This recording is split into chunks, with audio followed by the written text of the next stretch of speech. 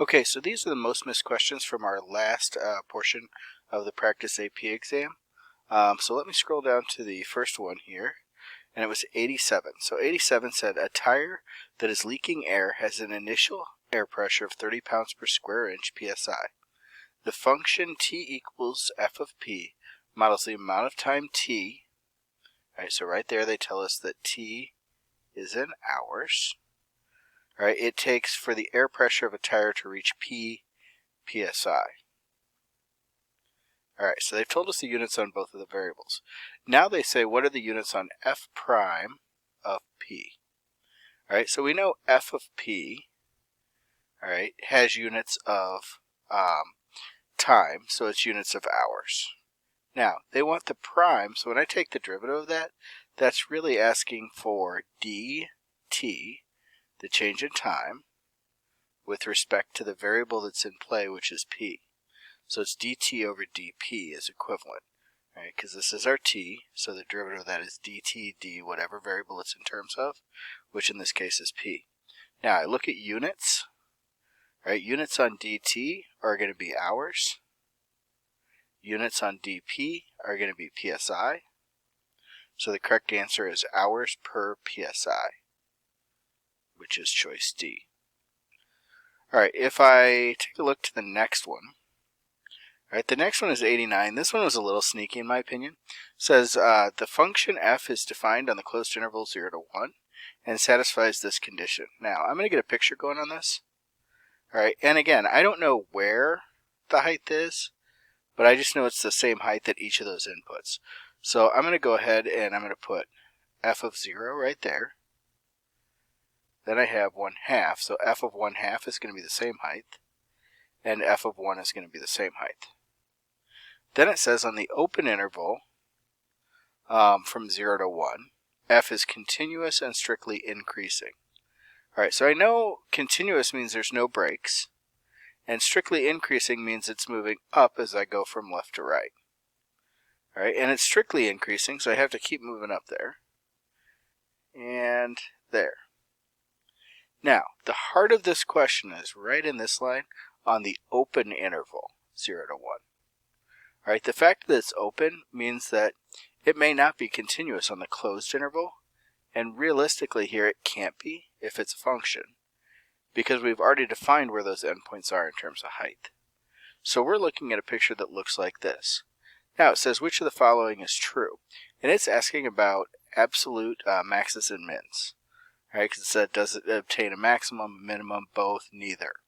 All right, so if I look at this picture, as I'm traveling along this to the right, I'm approaching that top number, but I can never actually reach it. And when there's an open circle on the endpoint, that means that that's not actually something that can be considered a maximum. All right, same is true as I travel to the left on this one.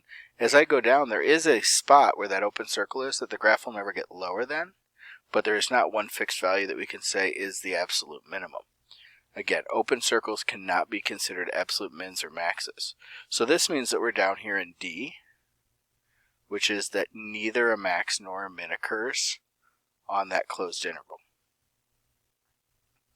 All right, and that was 89. Again, a little tricky. It all hinged on the words on an open interval. Now, the last one that there was questions on is actually outside the bounds of what would be on this year's AP exam. All right, I do want to look at it though because it talks conditional convergence, which we have talked about. So this says the power series from 0 to infinity of a sub n x minus 1 to the n converges conditionally when x equals 5. So I'm going to go ahead and plug that 5 in real quick. And I get a sub n times 5 minus 1, which is 4, to the n.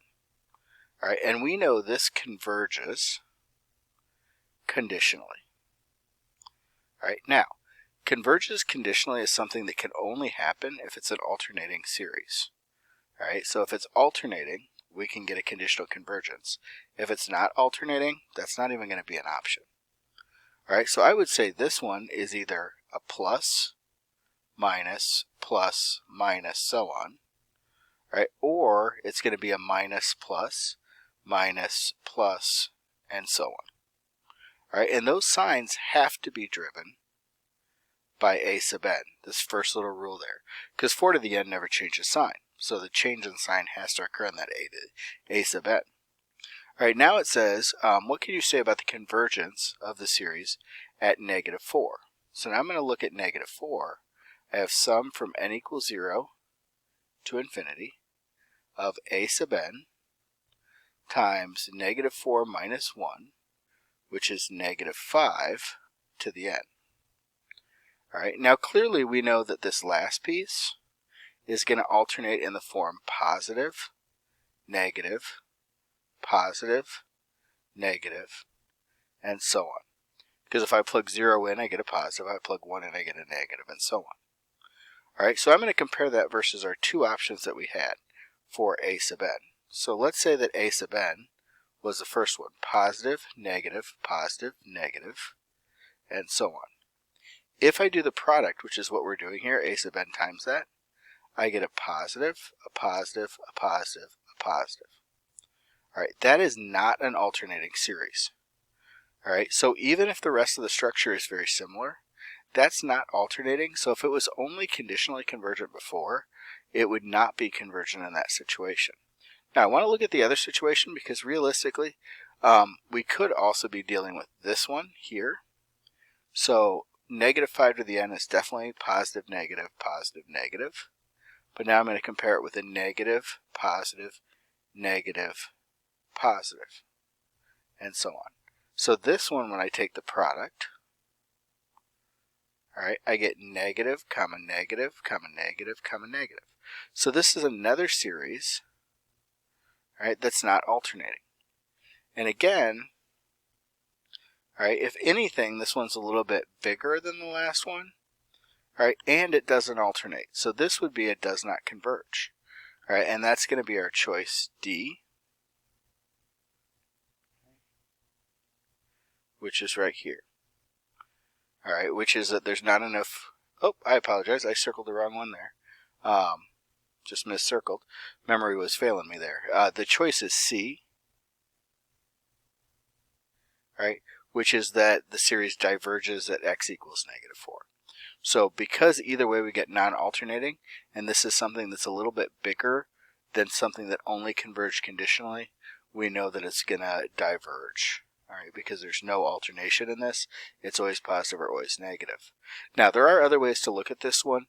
One dealing with the radius of convergence. That's something that I wouldn't worry too much about right now because we haven't necessarily talked about it in this class, but we could attack the problem in a different way. If you have questions about that, let me know, and I'm happy to kind of talk you through it, but I don't want to cause more confusion right now. Now, if I back up through these just to make sure we got them all, those were all of the questions that were kind of heavily missed on the problem set. So if you have any other questions, don't hesitate, reach out, send me an email, and we'll get taken care of. Have a great day.